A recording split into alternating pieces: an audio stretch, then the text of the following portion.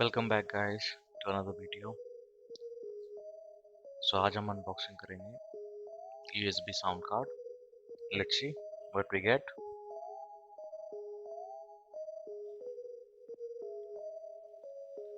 So packing is kind of nice.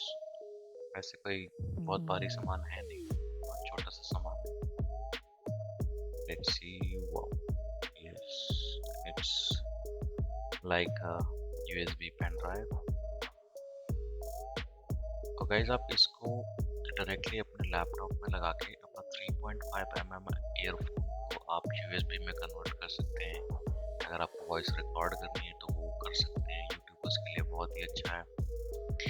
Even अगर कोई आज के डेट में वर्क फ्रॉम होम कर रहा है और उसके पास एक अच्छा हेडसेट नहीं है जो कि 3.5 mm है, तो इसको यूज़ करके वो अपने 3.5 mm जैक ईयरफोन को यूएसबी में कन्वर्ट कर सकता है और इसमें माइक इनपुट भी अवेलेबल है।